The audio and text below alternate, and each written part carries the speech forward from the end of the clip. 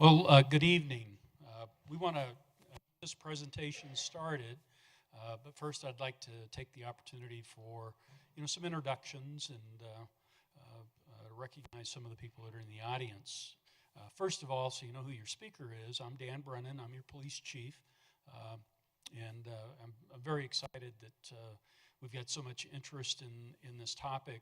Just briefly, so you know what we as a police department in the city are really trying to accomplish is we've started a process of at least quarterly trying to do what we call in the police department community forums. And so we've tried to pick topics that I get requests from citizens on, that I hear when I'm out at a Rotary Club or an Optimist Club meeting or Wheat Ridge Business Association, the issues that community members talk to me about. So when we did our first forum, we did it on crime in Wheat Ridge. And one of the biggest questions and most frequent questions that came out of that was on the issue of homelessness. Why are we seeing so many homelessness? What's the city doing in regards to the problem? Why can't you address these kinds of issues? So I've got a staff that really spends a lot of time working on issues pertaining to calling people experiencing homelessness, because there are a lot of reasons why people find themselves in that position. And we have some great community partners. So I wanted to do some quick introductions. Our main speaker on a lot of the topics tonight is going to be Division Chief Jim Lawrence. Jim is my Patrol Operations Division Chief, and really those are the people that have the most frequent contact with people that are experiencing homelessness. Sergeant Jamie Watson here has been involved in the Heading Home project. That is a county-wide initiative with municipalities, the county, other organizations, nonprofit organizations, both in Jefferson County and throughout the metro area, that are trying to address the issues of homelessness. And then I'm really pleased to have Scott Shield. Scott is the Executive Director of Family Tree. It is really a statewide, metro-wide nonprofit that we've had a relationship for a long time. They operate here out of Wheat Ridge, but provide services to a pretty broad, diverse group of individuals. So do a lot of work in the area of child abuse, domestic violence, and homelessness. And then Linda Behringer is also an employee of Family Tree, and she is involved a lot with the Heading Home project, working with other municipalities in the county and other nonprofits, and helps with, and you'll hear a little bit more about this tonight, our severe weather network. I'd also like to take the opportunity to recognize some of our elected officials. Recently elected new mayor, Bud Starker, is here. Bud, you can raise your hands, people know who you are. Yeah. All right. And then Councilmember Tim Fitzgerald, District 3, and who's our new Mayor Pro Tem, are here. I don't think we have ex-City Council member Davis Reinhardt, who's a former council member in the very back row as well. Yes, ma'am. Okay, that's awesome. So you're here to represent Chris. So Edgewater is a community that we're pretty closely affiliated with as well, and we do a lot of partnerships with. So thank you for that. So I'm going to turn this over to Division Chief Lawrence. The other interesting thing about tonight is this event is being live streamed. So you're all on the city cable channel 8. So make sure you behave yourself. All right? All right. Thank you. All right. Good evening. I've got some information about homelessness that we want to start out with, and we've got a very distinguished group of panelists here to talk about it. So we may jump back and forth, and I'm going to ask them to comment on different things. We put this kind of a PowerPoint together to talk for about 45 minutes, I think, and then we'll have plenty of time for questions. But there is so much information that could go on each slide, and there is a lot of information, reading between the lines, that these folks are going to be able to help us out with. So don't be bashful. If you have a comment, just jump right in. You push your green button, and you'll be live. When we go to the question portion, we'll have a microphone that we want to go around, because if you're watching on television, we won't be able to hear anything unless you use the microphone. So I know some of us can speak loud enough, but we're going to have to use that so they can hear us at home. So let's dive right into this. First off, we want to talk about just numbers, and these are numbers that come from a survey called Point in Time. Every year, a point of time census is taken, and that is with the folks with Family Tree. We go out into the community. Most of the people in Family Tree and organizations similar that provide services to homeless, they kind of know the places to go, they know the places to look, but understand that this is just one point in time, so the accuracy may come and go. This is just what we have learned on one particular night, which was January the 30th, 2017. There will be another point in time survey in January 2018, right? Okay. So what you see with the numbers of the various counties, and Jefferson County, of course, is what we're going to talk about most here. We see almost 400 people where people were homeless on that particular night. 99 people were sleeping outside on that particular evening. And we talk about what is homelessness, and there's a lot of different definitions to what is specifically homeless. And I'll let Scott jump in on that, but just right off, we say that 64% of homeless are families with children. And 42% of those homeless are women, and 33% have jobs. Sometimes we have that impression that people that are homeless aren't working, but that's not exactly the true picture. Scott? I certainly we would agree with this. The picture that we see of people experiencing homelessness at Family Tree mirrors this quite a bit. As you heard the chief explain a little bit of who we are and what we do, we help people experiencing child abuse, neglect, domestic violence, and homelessness, and we focus on the intersection of those issues. But across the span of all of our divisions and programs, we do see the average client demographic is a mother and two children. And a mother and two children earning less than $10,000 a year, typically. So this 64% of homeless are families with children, and 42% are women. Is probably, from our experience, actually a low numbers and low percentages.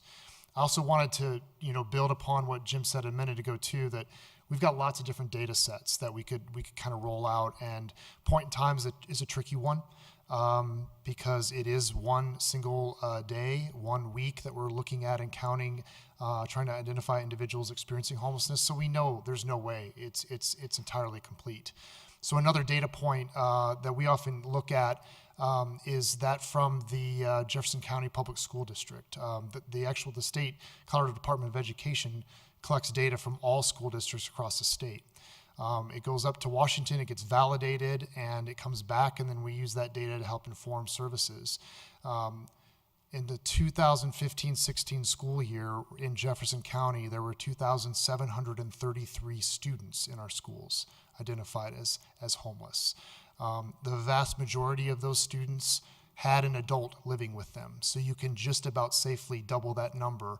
And these are not the people, these are not the 25% or the 100 that we saw on the slide before who are living outside. These are what we often kind of refer to as the hidden faces of homelessness in our community. So just one more perspective and one more data point on that. Thanks, Scott. Only about 6% of persons experiencing homelessness stay on the street. And that tends to be a misconception that when we drive around in our city and we see people maybe on an off-ramp or something, that is the face of homelessness. This is really maybe a better picture of what homelessness looks like. 36% stay in a vehicle. 34% are with family or friends, 14% in a shelter, 8% somewhere else, and 3% that we don't really know about. So just that 6% that you see out on the street may not be an accurate depiction of what homelessness really looks like. Now, these are some of the reasons that we hear from persons experiencing homelessness is why are they homeless? And 44% have lost a job, can't find work. 32% can't afford housing in this particular economy, very difficult.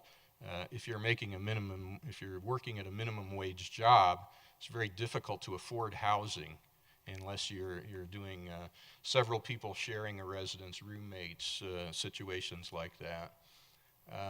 28% have suffered some kind of a family breakup that forces them out of the home.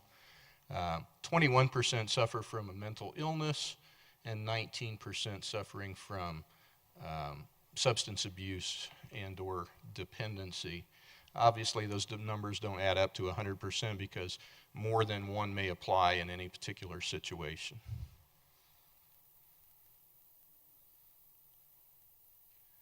And these are the resources that are available here in Jefferson County for people experiencing homelessness. Now, we already said earlier that at that point in time survey in January, there were 394 people experiencing homelessness. There's 22 shelter beds at the Action Center, 42 shelter beds for survivors of domestic violence at Family Tree, 15 beds for 5 families through the churches, and 60 spaces for singles and families through the severe weather collaboration. That's a total of 139. So 139 certainly doesn't touch that 394 number. If I could just add to that, of importance is that last bed count, the 60 beds are only available when it's severe weather. They're not, like tonight, the severe weather shelters are not open. It's not severe weather tonight, but when the weather is life-threatening, then those shelters open. So on a daily basis, we have, what does that count? Add to 79 beds on a daily basis of shelter beds in the county available.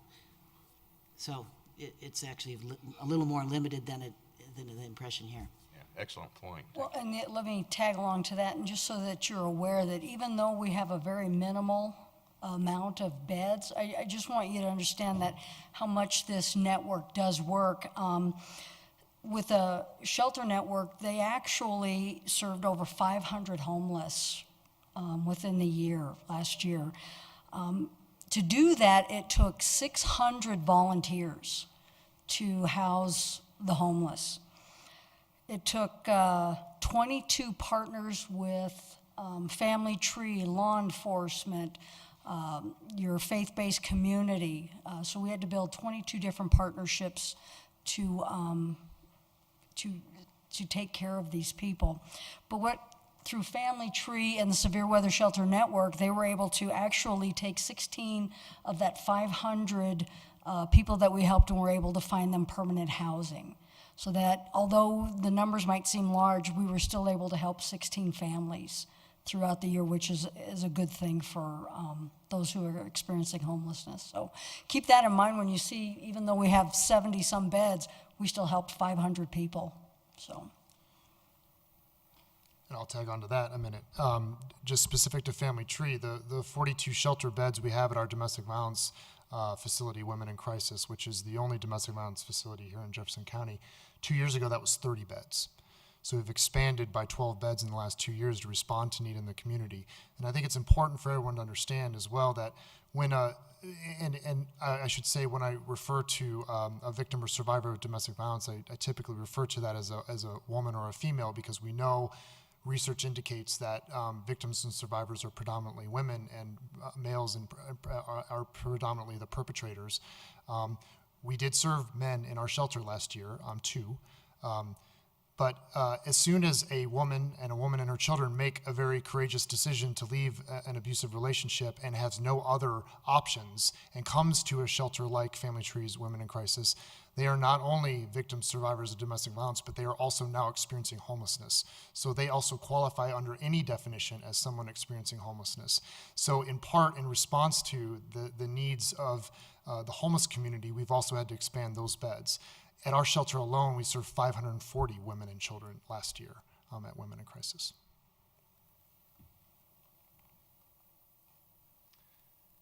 We often in the police department get the question is what is the role of marijuana and the legalization of marijuana in Colorado? What does that have to do with homelessness? So the answer is we really don't know. There isn't a lot of research to make those kinds of determination. What we do know is the question of, do people get high and lose their jobs and then become living on the streets? And we say no, that isn't really the experience that we see. And then the next question is, do people come to Colorado to legally use marijuana because they want to self-medicate? And we say probably. That's probably true to some extent. I couldn't say numbers. We wouldn't be able to determine that kind of thing. But there is kind of a concept, an idea out there that people use drugs and they've come here just for that purpose and they aren't working. So, anybody have comments about? Okay. Now these are our police department numbers that we use. We're talking about what we call CFS, and that stands for calls for service. That is, any time that a citizen calls into the police department or contacts a police officer and says, here's what's going on, making a report to the police. It also includes the number of times that officers initiate a call themselves. So they see something and act on it. So in the city of Wheat Ridge, you can see that we have that calls have been rising. That's the first squiggly line at the top. Calls have been rising since 2014. One of the explanations for that you see such a sharp rise is the way that we were reporting data prior to 2014 was not as accurate as we should have been. We need to account for all of the time that an officer does out on the street. So one of the things we were missing was how much time is an officer taking a break to have a meal? How much time are they working inside the police department writing reports? How many times are they going to meetings, having administrative things, or having their car worked on at the shops that takes them out of service? So we needed to capture that time because, as you can see, that was a pretty significant increase. And if we're missing capturing that time, we can't account for all of the time that officers are doing out there, and then we don't know how many officers we need to conduct the business that's actually going on. So we made some changes so that all of those things that I mentioned need to be reported now. They need to be documented so we know basically every single minute of what an officer is doing in the course of their 10-hour days. So that's the explanation for that change. What we want to talk about is, so you can see that they're up to 45,000 calls for service per year here in Wheat Ridge that we respond to. The bottom line, the blue line, are the calls for service that involve words such as homeless, transient, and camping. So when we're trying to figure out how many calls are associated with that, we will do word searches, and we'll search those 45,000 calls. And every time one of those words appears, we're scoring it on this bottom line. So you can see a slight increase right where the finger is pointing. As it comes from 2014, we have seen a slight increase of calls for service that involve homeless, transient, or camping written into a police report. Now it's it's also confusing as to what that really means. So that just means that someone wrote it in a report. It doesn't say that a homeless person is a suspect. They could be a victim. They could be a witness. It could be anything that just refers to those words. But that is the only way that we can really quantify how many calls are associated with that. And as you can see, it's not a very large number compared to the calls for service that we normally see. There is a concept that persons experiencing homelessness have increased crime in Wheat Ridge. And that the statistics really don't bear that out, is what I'm trying to explain. Anyone, Chief? Well, I'll tag on to that. One of the things that we have found is that a person experiencing homelessness isn't really committing a crime against another citizen of Wheat Ridge. It's usually a homeless individual against a homeless individual. So when you see those things, it's not necessarily like Division Chief Laurent said, crime's not going up. It's just that what we're seeing is a different type of crime, and it's usually homeless on homeless.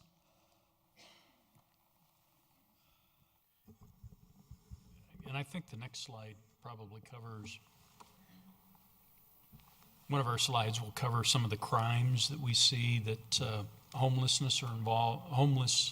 people, or people who state that they're homeless, commit. And most of those are property-related crimes. They generally tend to be crimes that occur in our grocery stores. So they go in there, they're stealing food or some sort of toiletry item, something that they can use, or sometimes something that they can sell. But the slide that we'll have coming up will sort of give you an indication that that's a pretty low number in terms of the total number of contacts that we have out there. Yeah, I think that's our next slide. This one is, again, just in reference to calls for service that speak to the language of homeless, transient, or camping within those calls for service. You can see the green line is 2015, the blue line 2016, and the yellow line, which is not finished for the year 2017. We're relatively consistent for the past almost 3 years. You can see there's a bit of a spike there in 16, and it kind of looks like we're trending down right now in 17, so we'll see how that year finishes up. These are the type of calls. When we look at the titles of calls that have those words used in them, these are the top calls. An unwanted party.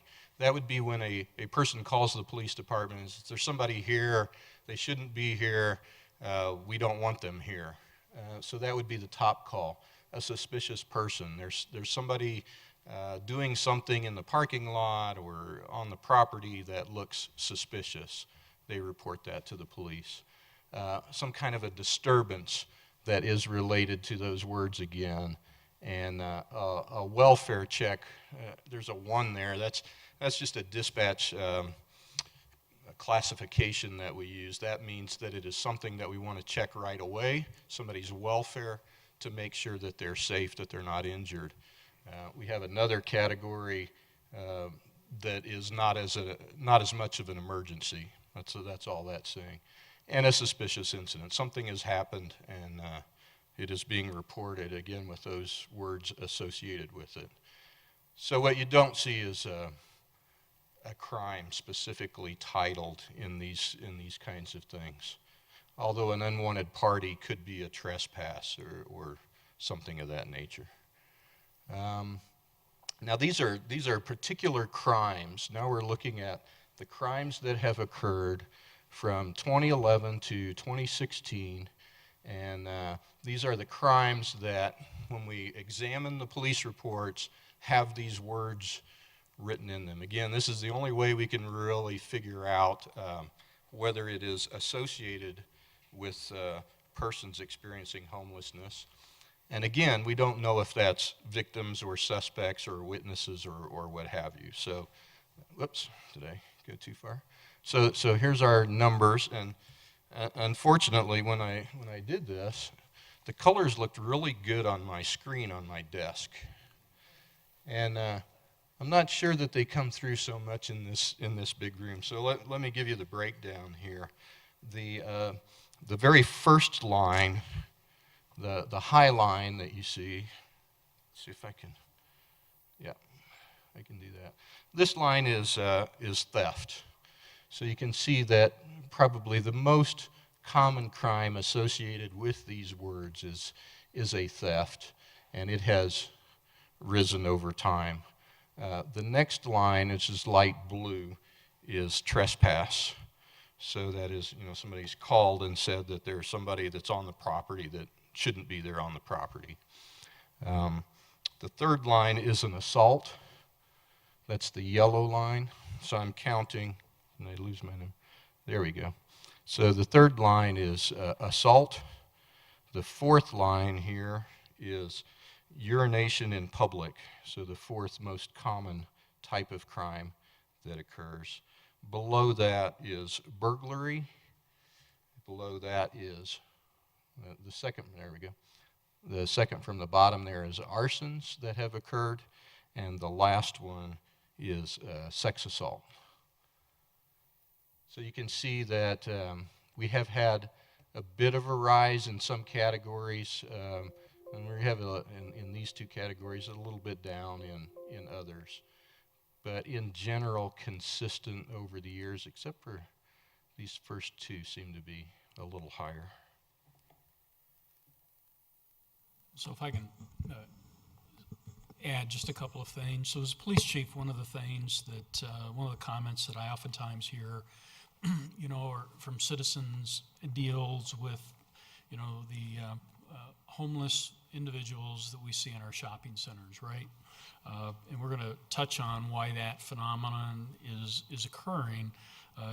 It has to do predominantly with a change in laws pertaining to panhandling, but we see citywide a number of people who experience homelessness that hang out at shopping centers, and so we have thefts associated with those. In fact, if you look at a lot of, when I take a snapshot of what those thefts look like, they happen in a lot of our grocery stores and our Walmart stores and some of our convenience stores. They're misdemeanor kinds of thefts. So they're stealing food, they might be stealing clothing or something that they think they can sell. The trespass piece really it's not so much people trespassing on somebody's property as much as it is we get a series of calls involving somebody who is homeless. They're hanging out in front of a store. They're hanging out inside a building, and we've given them a number of warnings. And so one of the tools that's available to us is we can issue them a trespass affidavit. And it's really based on sort of the number of contacts that we have with police, or you can flip that and say the number of calls for service that we have pertaining to an individual at a specific location. And so that trespass affidavit is good for a year. So to use an example, the King Supers at 32nd and Youngfield, we on occasion will trespass people from that location that are there a lot, that are getting called in as a suspicious incident, suspicious person, unwanted party. And in essence, what the affidavit says is, hey, you can't come into this building, this location, for a year. And sometimes what will happen in those occasions is they'll come back. And when they come back, then we can cite them in the court. The idea of citing them in the court is then hopefully through our municipal court, we can start to get them directed towards some resources that might help them get back on their feet. It doesn't always work that way. Lots of times it's like leading a horse to water. You might get them there, but you can't force them to drink. So that's the idea behind trying to get them into some court intervention or court diversion. So another thing that we hear quite a bit about is panhandling, and what is panhandling? Well, basically that's begging or solicitation. And recently, well, not terribly recently, In 2015, there was a court case, Brown versus City of Grand Junction, and the finding, there was also about the same time was Reed versus Gilbert, Arizona. That's a federal case. So we have case law that's occurred in the state and in federal courts.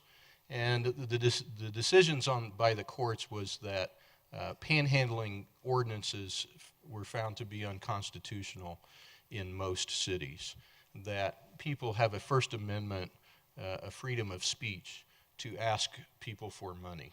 So you may have seen an increase in solicitation since in the last couple of years, and that may be the reason for that, is that laws like that have been taken off the books. They're not enforced. People certainly have the right to do that as a matter of their constitutional rights of free speech. Nope.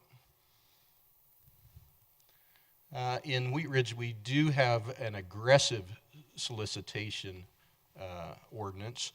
That is common with most other cities. And I know that's an awful lot of words, so if you would to go to our city website and look at the city code, you can pull up all of our laws and ordinances within the city. And I've just kind of highlighted what makes solicitation aggressive, and that's intentionally making physical contact, intentionally blocking or interfering with a safe or free passage. All of these things is what makes panhandling aggressive, and that's solicitation in that nature prohibited. So we get a few calls of that, but it is actually pretty rare. I think people understand how far they can go when they're asking for money, and they for the most part, follow those particular rules there. So Jim, if I could just jump in on the panhandling thing altogether.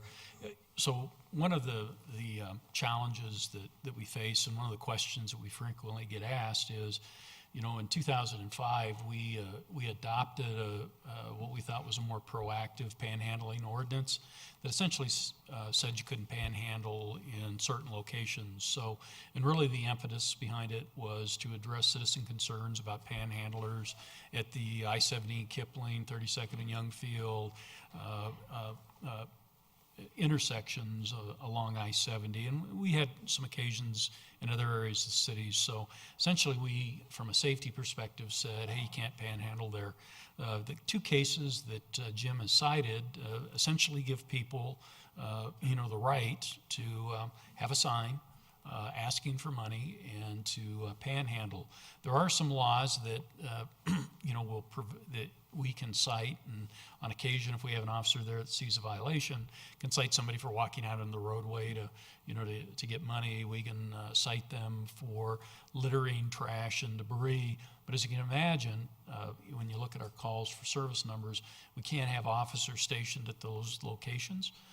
Frequently, we've worked with CDOT to put up, if you look particularly at I-70 and Kipling, there are no trespassing signs, and signs that have been put up there in regards to access to the highway, so we can kind of limit or confine people to a specific area. And we're also working closely with Public Works and Parks and Recreation in terms of trying to keep those intersections clean. They get loitered and trashed up pretty quickly. But if you drive throughout the metro area, anywhere that there's a location where cars stop and there's a large volume of calls that go on, you tend to see individuals panhandling there. And this is an issue in Lakewood, it's an issue in Arvada. In particular, it's a real challenge for law enforcement, for communities. So we're trying to be proactive. We meet on a quarterly basis with CDOT to try to work on addressing some of these issues and trying to find ways within the existing laws to do some enforcement. We're also trying to educate some of the homeless that we contact. So when we do get a call for service and we contact them, we're really trying to make a determination of, hey, what is the issue and the challenge that you're facing? And our officers have a resource list that they carry with them. We have brochures that we carry with them. to try to direct those people to Family Tree or just some of the many other programs that we have. So I just want it has to be more than an enforcement strategy to try to address the issues, and we certainly are trying to take that perspective. Partially it's about education, partially it's about getting people the resources they need if they're willing to seek those out. And enforcement is a tool that we can use, but those other two tools are probably going to have a better result and a better outcome. So let's talk a little bit about what the Wheat Ridge Police Department is doing. What are our efforts in this situation? And I can tell you, one of the things that I hear my chief say often is, you can't arrest your way out of this situation. And police departments, when you boil it all down, that is the tool that police departments have, is arrest. We can talk with people, we can work with people, but that is ultimately where we have to go if we have no other choices. And the chief's right on this. We can't arrest our way to solve homelessness, and that's not the answer. So we'll talk about some other things maybe we can do as a community and that Family Tree can help us with. But let's talk about exactly what we are doing in the police department. We do a directed patrol that we started early this summer, which we call the Crossroads Project. Crossroads is the terminology that CDOT uses for the I-70 Kipling interchange. And we have a lot of litter, traffic there, health and safety kinds of issues that we wanted to address. We had a lot of businesses in the area that would call and complain about the situations that were occurring in that particular area. And so we did we're still doing, we're finishing up, by the end of this month, the project. But this project involved officers going out and talking to those businesses and finding out what is the issue in your particular business, what is going on that you want the police department to know about. So we went proactively, rather than wait for them to call. Let's go out and see what the issues are. And we would hear things like, we come and unlock the business in the morning and there's trash all over the parking lot, or there's people in our parking lot and they scare away customers. Any kind of issue that you can imagine. So we try to contact all of those businesses, find out what their issues are, and see how we can work with them to address those issues. And it's been pretty effective. The businesses understand that we want to help, we want to be there, and we're listening to their concerns. We also contact people that we identify as persons experiencing homelessness, and talk to them and try to find out what's going on with you. They don't have to talk to us, and some don't, but some do, and they'll let us know exactly what's going on and why they're there and what's going on in their lives. And we'll provide, as the chief said, we have brochures that are put together by Family Tree that we pass out, and here are some resources if you're interested in trying to get some help. Here's a list of phone numbers. Here's some resources that you can contact. We can contact them for you. How can we help? So that's our Crossroads project. We do a similar project within the Greenbelt. We have complaints of people sometimes camping in our Greenbelt. Again, it leads to health and safety issues. It leads to fear of citizens that want to jog the path, ride their bikes and all of that, and they don't understand what's going on with the people that they may encounter in those areas. We go in there and we try to find persons in the area and provide them with the same type of resources that we talked about. We do Greenbelt assessments, and we do about 2 or 3 of these a year, in which we get a team together of police officers, our community resource officers, people from Family Tree. We have people from Public Works and Parks and Rec, and we have a big group, and we start out early in the morning and we walk the entire Greenbelt. And we look for maybe those off the beaten path kinds of areas that we might not get to all the time or see in our regular patrols. Try to get out there, provide resources to people that we may come across. We're also identifying areas that have trash and garbage that need to be cleaned up, and we make arrangements to get those areas cleaned up. So that's our Greenbelt assessment. Go ahead. So one of the challenges that we have along the Greenbelt, it's not just that section that goes through Wheat Ridge, but section that goes into Arvada and Adams County and actually out into the county and into Golden, is we will come across camps there. And sometimes these camps show indications that they're currently being used, and sometimes they appear to be old. We don't tear those down right away. There's a public notice process that occurs there. First of all, we have to make sure that that property is in the like a city park. There are some places in the city where it could be CDOT property, so we need to work with them in regards to noticing that camp. So we give a 72-hour notice to individuals. We post it, and then we'll come back 72 hours later and clean that up. We have been working with Arvada quite a bit in the northeast part of our community along the Wadsworth I-70 area. There's a swath of land in there that's partially Wheat Ridge's, but falls into Arvada's boundaries, but also is owned by CDOT. So a lot of camp activity there, actually much more litter and trash and indications of quality of life issue under the I-76, I-70 bridges that go across to Wadsworth there and east of that location. So we are working collaboratively with not only our nonprofits but our other law enforcement agencies and CDOT to try to address those and keep those areas clean. Another item on our list is we've established regular meetings with CDOT. We find a lot of our problems do occur on CDOT property, property that they have the right-of-way for, and these areas are usually maintained by the city, but CDOT is in control of those areas.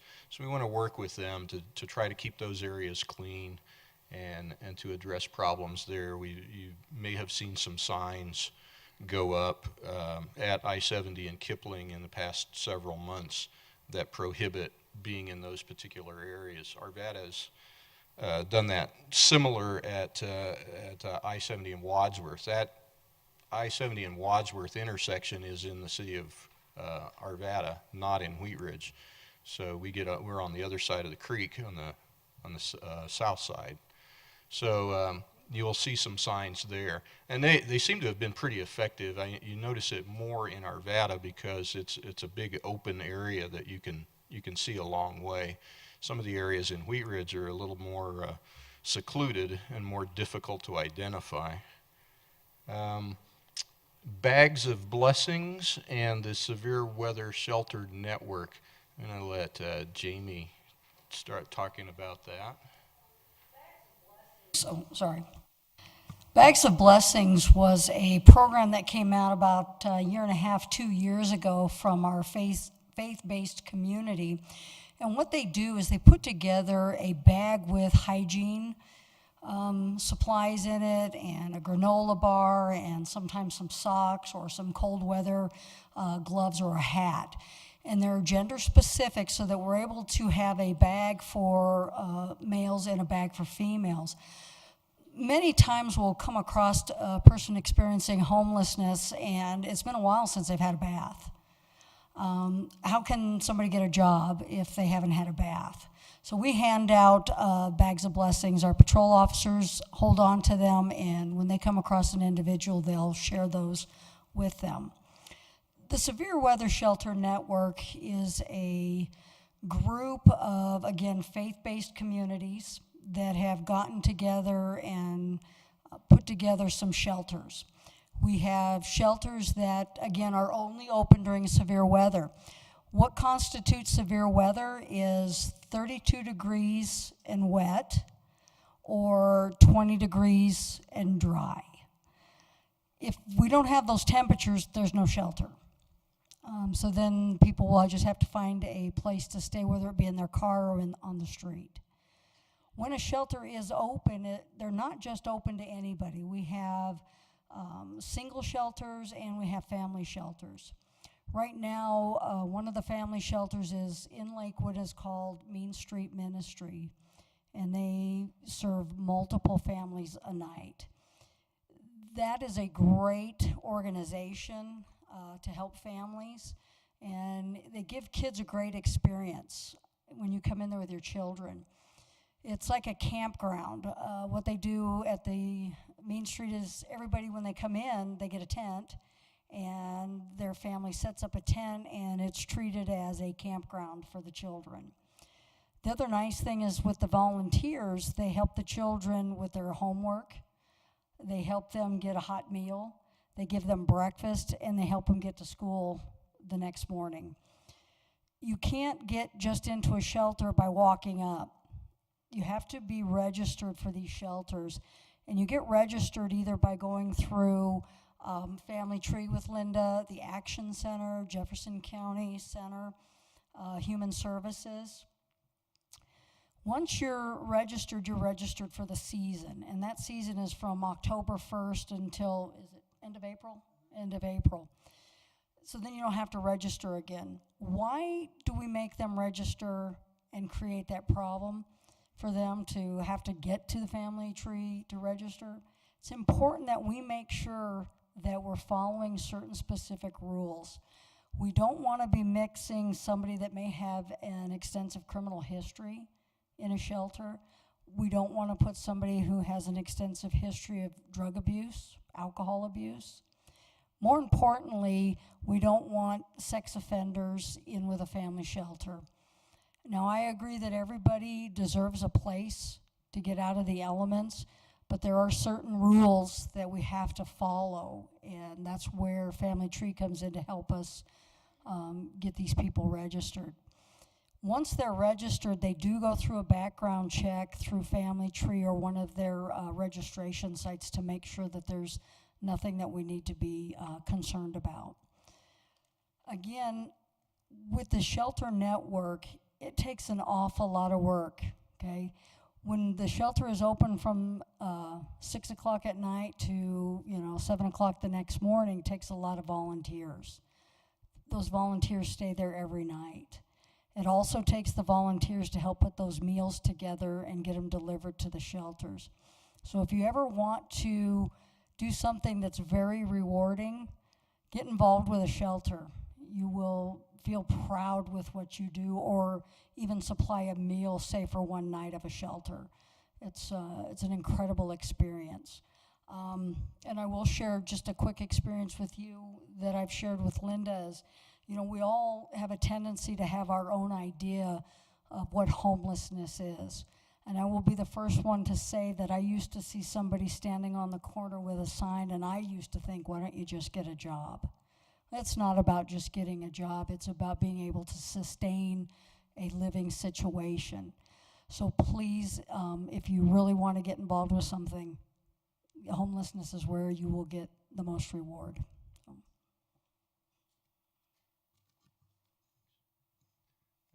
Now let's talk about some of the efforts from the city of Wheat Ridge. Chief, you want to talk about our efforts from the city perspective? Sure, I was telling her what a good job she did. So there are a lot of things that are going on within the city and in Jefferson County in terms of dealing with homelessness. The city manager, Patrick Goff, couldn't be here tonight. He's out of town, but Patrick has assigned our administrative services director, Heather Geyer, to work with Family Tree, Heading Home, and some of the larger county collaborative efforts. Certainly, I, as the chief, work with her on that, but she's been tasked with working with other cities on trying to identify strategies to sort of deal with the issues that go with people experiencing homelessness. Part of that is driven by an initiative by the city managers in Jefferson County to address the issues of homelessness. So there is not a city in Jefferson County from Westminster all the way into the unincorporated part of the county that's not experiencing issues with homelessness and some of the challenges that go with that. So these city managers have been directed by their elected officials to try to come up with strategies and programs to deal with this. You know, homelessness, from my perspective, and I've lived in Colorado most of my life, and certainly in the Metro Denver area, as a police officer in 2 communities for the past 40 years. You know, homelessness used to be an issue that you saw specifically in Denver, right? So I think we can all envision the areas around the 16th Street Mall and, you know, where the Samaritan House is and the Denver Rescue Mission, and you know, places along the Platte River where you might experience, you know, if you were a citizen walking or driving through that area, people who were experiencing homelessness. That has really grown, and it's grown for a lot of reasons. I don't know that anybody really has a handle on why that is occurred. Certainly, you know, we know that seems to be a larger number, or larger population of people with substance abuse issues, people with mental health issues, a combination of both of those issues. We know that in Jefferson County, as we've shown in the statistics, the majority of people experiencing homelessness tend to be single moms with kids.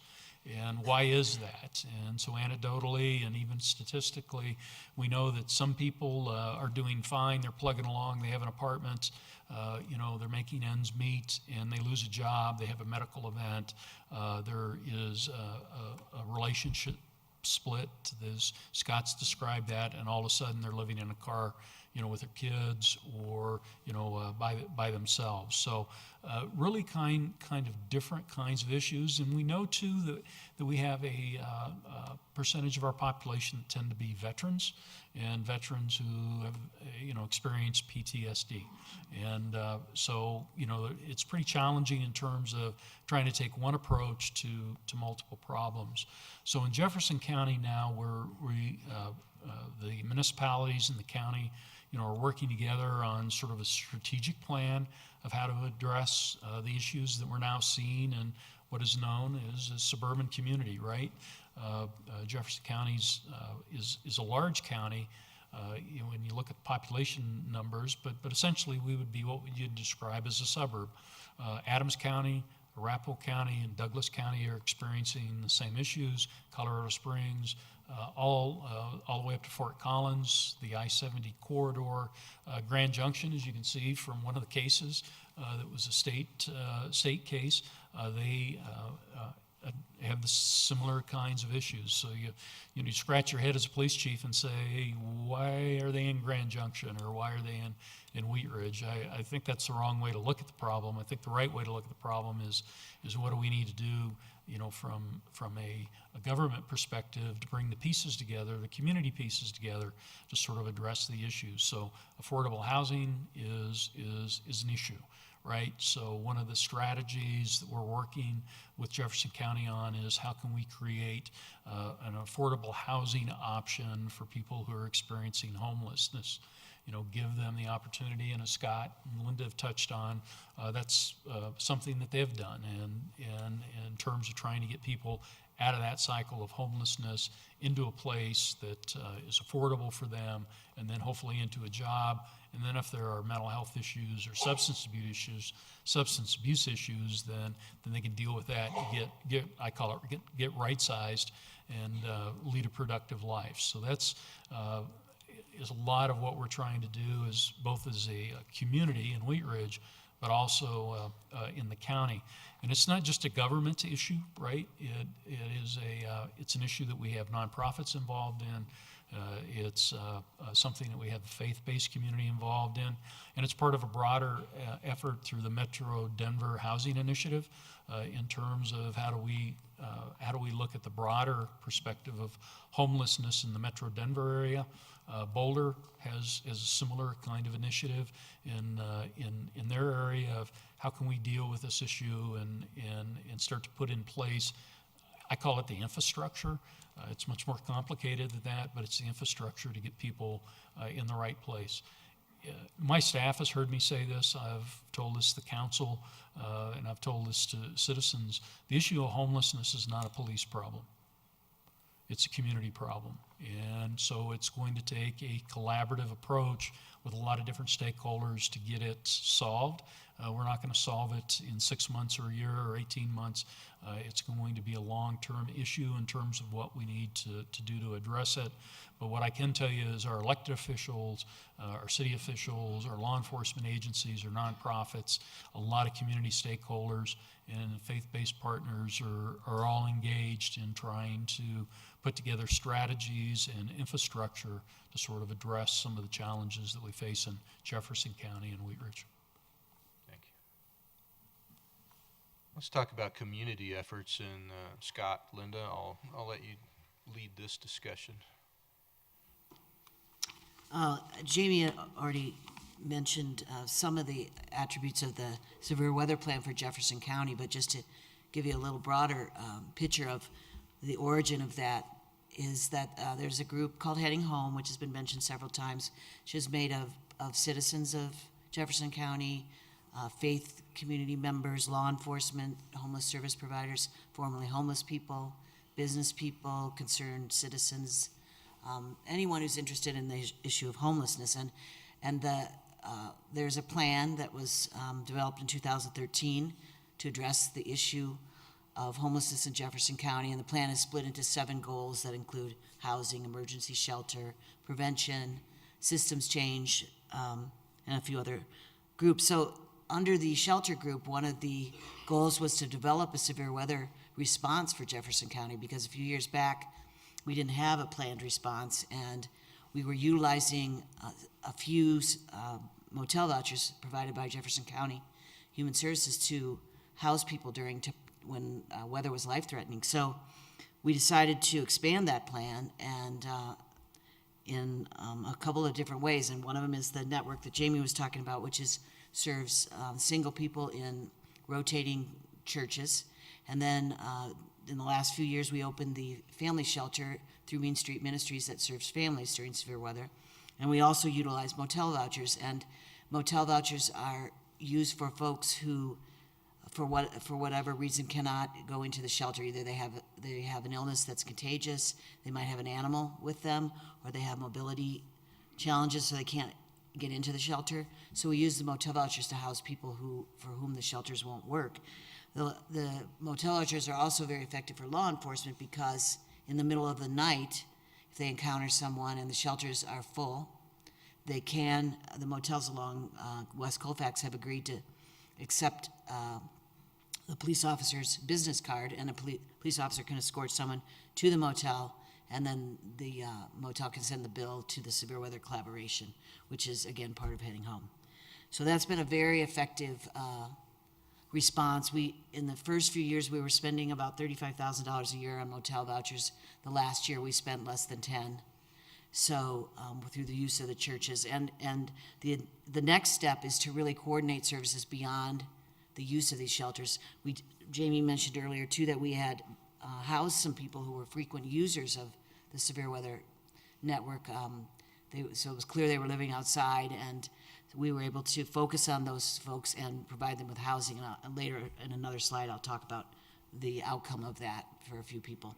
So our plan, though, is to connect services to these folks. Already the homeless school liaisons go to the Mean Street shelter and meet with the kids and make sure they have the services they need to attend school. And we're working on a common intake form so that all of us, all the service providers in our community, can provide services to folks that are using these severe weather shelters.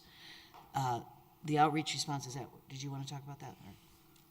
Well, just to note that there's an initiative underway to develop a more robust outreach response in Jefferson County.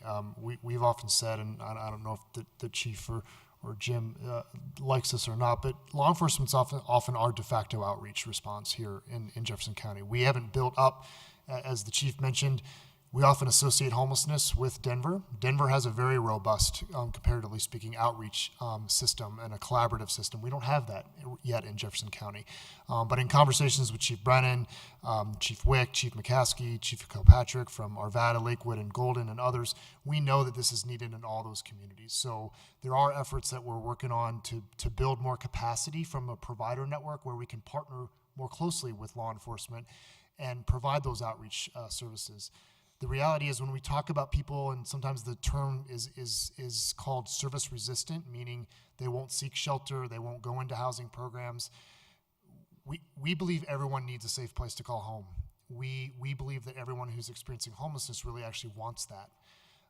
But sometimes it takes building relationships with people before they're going to be trusting and ready and willing and able to accept help. And outreach is a really critical way of developing that service. In addition to that, another one of the work groups of Heading Home is working on the notion of developing a homeless court in Jefferson County. There is one in place in Denver County, and it's had some really fantastic results.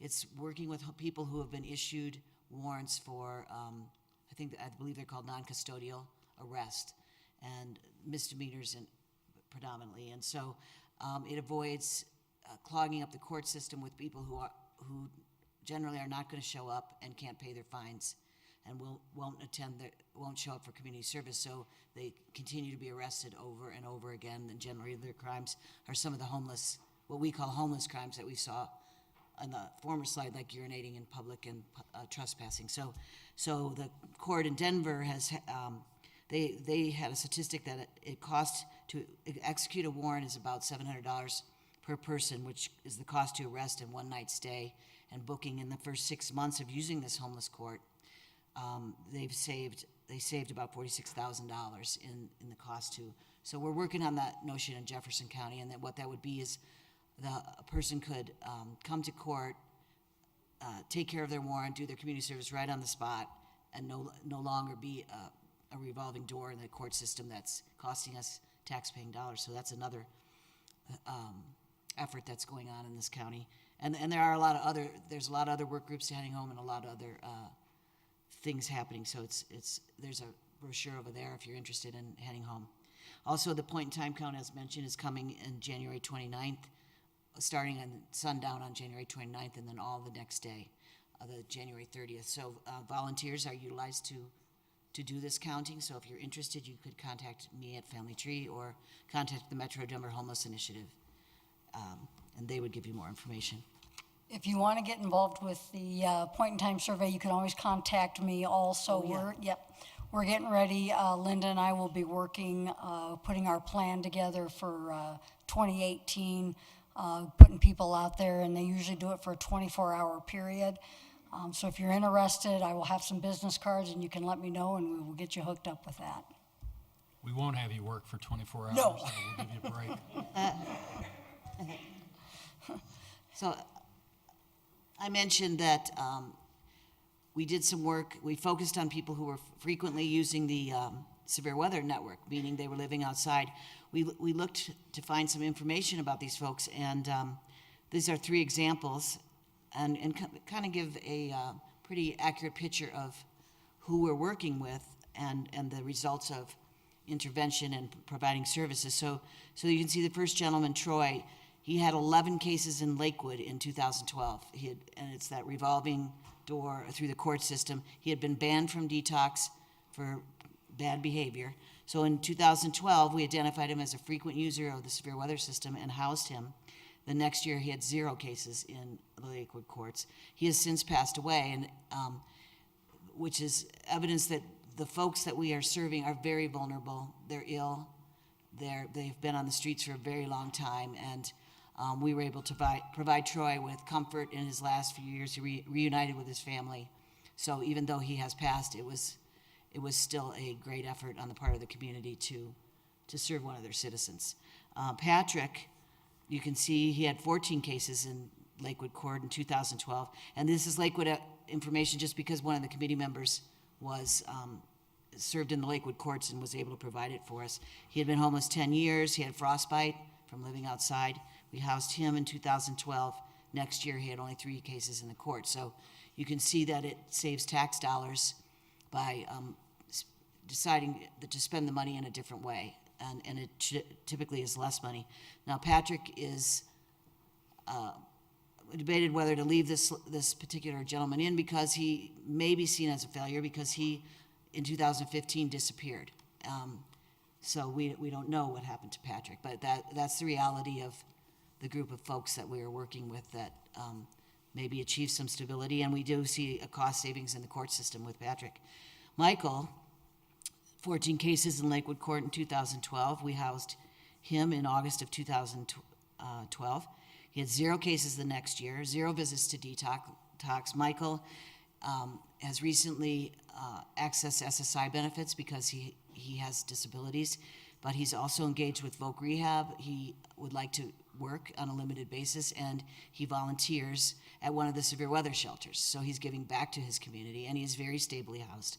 So he's a long-term success story, and he's a member of this community, and now is no longer costing the community, but yet giving, and instead giving back. So those are examples of who we're talking about here, I think, in some way. And they're the folks that catch the most public attention because they're the folks on the street corner or camping. And also there's a process called the One Home, which is a coordinated assessment that's happening metro-wide in all 7 counties of the metro area.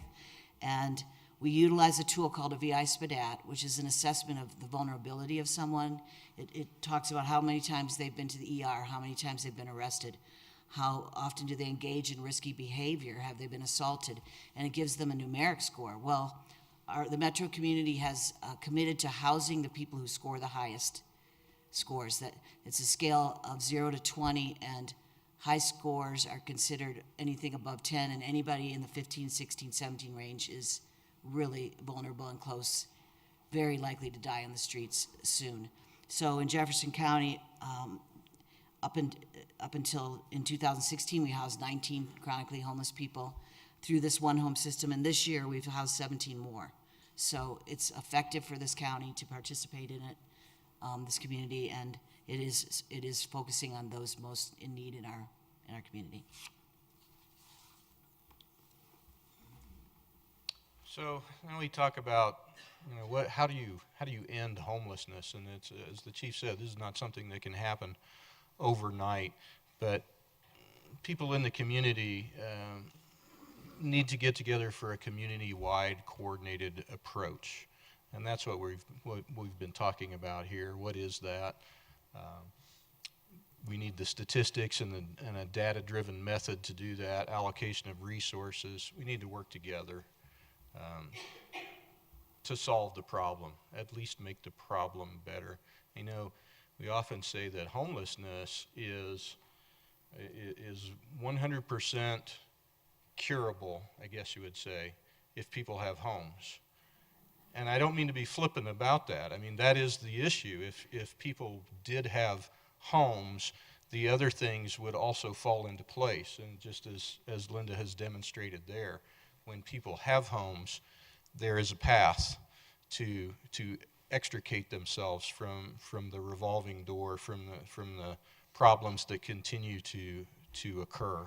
So heading home, when we're talking about how we can help, Heading Home is an organization that is working on that.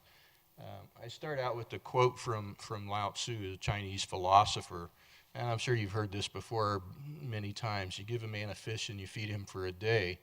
You teach him how to fish and you feed him for a lifetime. So often we have a discussion about whether you should provide money to a person that is panhandling. And what we say in the police department is follow your heart. You do what you feel you should do. But our recommendation is that if you take that money, that same amount of money that you would normally give on a street corner, maybe you provide that to an agency that is actually doing some real good and needs the funds to keep these kind of programs into place that are good for everyone and can really help in a situation. And then here's just some of the organizations that can help. Family Tree, of course, Heading Home, the Severe Weather Shelter Network, Main Street Ministries, the Wheat Ridge Faith-Based Community Coalition is a group of churches. Shelters are always great places to assist. And that doesn't necessarily mean your dollars. It could also mean your labor is often a lot of help. Comments? Good? All right. So we wanted to kind of wrap this up and then give you all an opportunity to ask questions that our panel members could try to answer.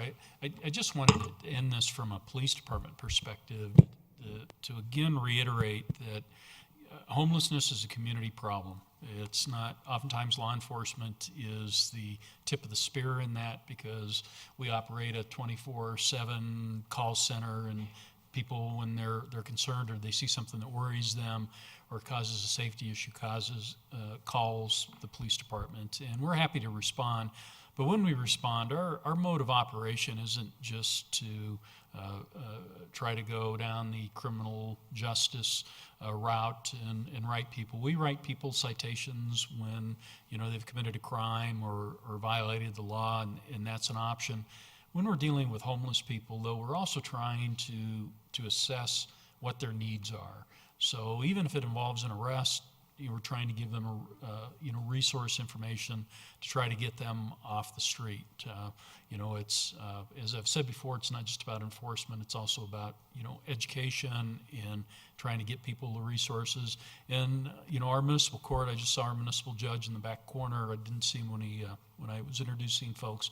But even our municipal court, which is pretty leanly staffed in terms of other municipal courts, really strives to try to point people, to the places that will help them and assist them. The other municipal courts in Jefferson County meet regularly and they talk about programs. And I know from a county perspective, a homeless court is something that we want to add to courts that we already have. We have a mental health court, we have a veterans court, a homeless court is the next reiteration of that, to try to get people out of the criminal justice system, because it costs money when we start, as Linda said, when we incarcerate people, when you have an officer that's out dealing with those kinds of things, it's a cost to the taxpayer. And how can we better utilize some of those costs and get people the help that they need? So we'll open it up for questions now and give people an opportunity to ask them. Tim, I said you couldn't ask any questions. I'm not going to ask a question. I will obey you, sir. I'm going to make a comment. I've been involved for several years with one of the organizations mentioned, Family Promise, and somebody up there talked about volunteerism. And I just want to say that it takes about 70-ish people a week at a church to carry out the Family Promise program at that church. And I also want to say that we have churches all around the Wheat Ridge area, but we don't actually have any in Wheat Ridge. And so one of the ways that I suggest you take your responsibility at hand here is talk to your church and see if they will participate in a program. And if not, you can help, because it's the people helping people that counts. Thanks, Tim, for those comments. And just to follow up on the latter part of your comment, the city has begun outreaching to a Wheat Ridge faith-based coalition. We have about 30 churches in Wheat Ridge. We don't have all of the churches in Wheat Ridge participating. We have about 12. And one of the challenges that the pastor who is sort of heading this up is how can churches get together and do things that would help the community. And one of those deals with the homeless issue and the homeless problem. So they're trying to put a strategy together in regards to that. But that's a great point. Thank you. What about other questions? So we're passing around an evaluation form. As we said, this was our second community forum. Our first one was about crime. We do this one about homelessness. If there are other topics that you're interested in or that you think that this is a valuable meeting that we have, please make some comments for us and write some questions on there if you're too shy to come forward right now. You have a question? I have just a quick comment and a quick question. My name's Melissa. I live in Wheat Ridge. Professionally, I'm a case manager that works with folks who are experiencing homelessness. So I just want to thank you for having this conversation in my own community. I work in Denver. And also just a quick question. I have a million comments on what I could say. I appreciate the really true narrative of what it's like to be experiencing homelessness that you presented tonight. Is there anybody on the Wheat Ridge Police Department that's trained to administer the VI SPDAT? The VI SPDAT, which is the assessment tool that... There's nobody with the police department that is trained in that. We partner with Family Tree, so when we do the point in time, we're really engaged in that. We have volunteers, and so we have officers that have an interest in homelessness and that particular issue, that will go out with volunteers and Family Tree and make efforts to contact them. And if we run across somebody who is interested in resources, then we direct them to Family Tree. But it's a conversation that I hadn't thought of that. So it's a conversation certainly that we can have with Family Tree and see what's involved in that. The challenge that we have in this particular community and larger communities like Fort Collins, Denver, Colorado Springs, they will actually have homeless outreach teams. So they're officers that are specifically, as you know, specifically assigned, to work in areas where there are a lot of homeless and work with them and start to get a relationship with them, because that's part of the story, right? Is how do you develop a relationship with these individuals? So they may be resource adverse when you first contact them, but if you can develop those relationships, you can start to find out about their family, you can start to find out about their issues, and there's a trust relationship that develops. We don't have the capacity to have a homeless outreach team. Sergeant Watson, and I've got some other officers that have an interest in this, but she's got a daytime job that she needs to do in terms of what we need to do the greater business. This is just one of many hats that she wears and some of the other officers wear, but I'm happy to follow up with you afterwards and talk to Scott and Linda about that. Just to add to that, we have tried utilizing police officers to do the VI SPDAT, but as Chief mentioned, there's a relationship that needs to happen before you're interviewing somebody on those types of vulnerable trauma-inducing questions. And so there's also some follow-up that needs to happen. And so we found the partnership with the law enforcement to, when they call us to come and talk to someone or bring someone to our offices, is more effective at this point. The future may look different, but for now, that's what we've chosen to do.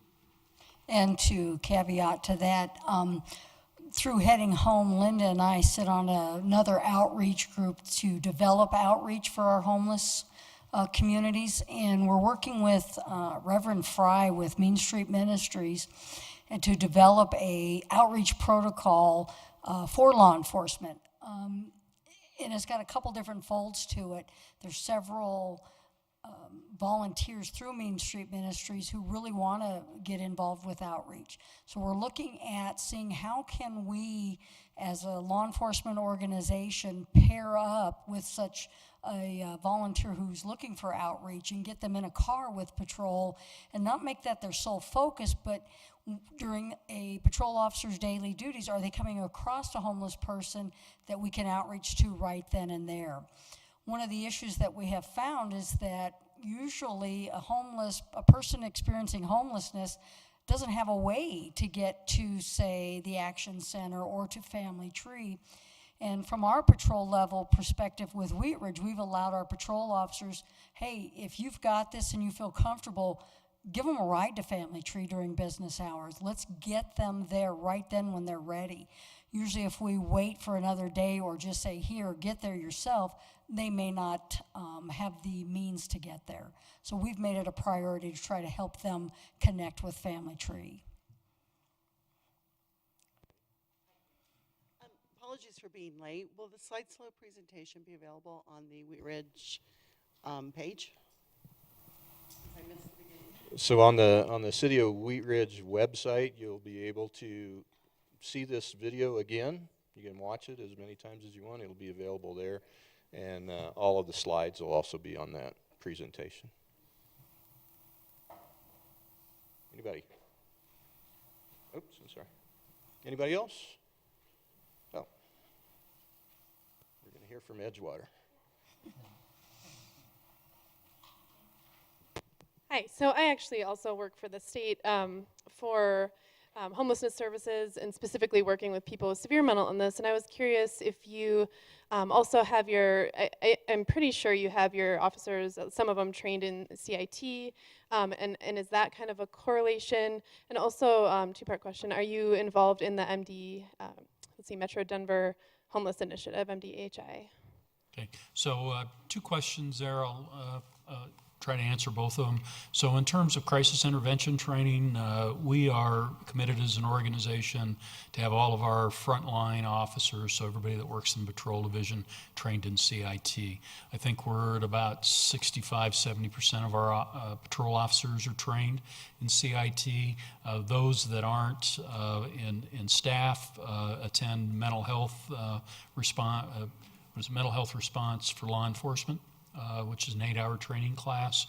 We also do frequent in-service training, and part of that in-service training every couple of years involves mental health related training. So from that perspective, we do a really good job. We've also joined the International Association of Chiefs of Police, have a campaign, it's called the One Mind Campaign. Requires a commitment to train a certain percentage of our officers in CIT, to have a collaborative relationship with your local mental health provider. We do. We have a very strong relationship with Jefferson Center for Mental Health, to have a current policy in regards to that. So we're committed to that. If you were to go to that website, you'd see there are about 700 out of 17,000 law enforcement agencies that have made that commitment. Wheat Ridge is one of the communities that does that. Your other question was? Oh, yeah. So we are not directly involved as a city or a community. That's something that I've talked to Heather Geyer, our city admin services. I think Family Tree's involved. As is Heading Home, so and so we work with those agencies. So, Are there any other questions? All right, I'd like to thank our distinguished panel here: Linda Behringer, Scott Shields from Family Tree, Jamie Watson, Chief Dan Brennan, and thank you for coming. We have some refreshments over here. Do we have any left? Okay, all right. So we have some left. If you'd like to meet people, talk amongst yourselves, talk to our community services officers in the back. We have a crime prevention officer, Sergeant Wilkinson, here, and we have some swag for people if you're interested. So thanks for coming. We really appreciate it.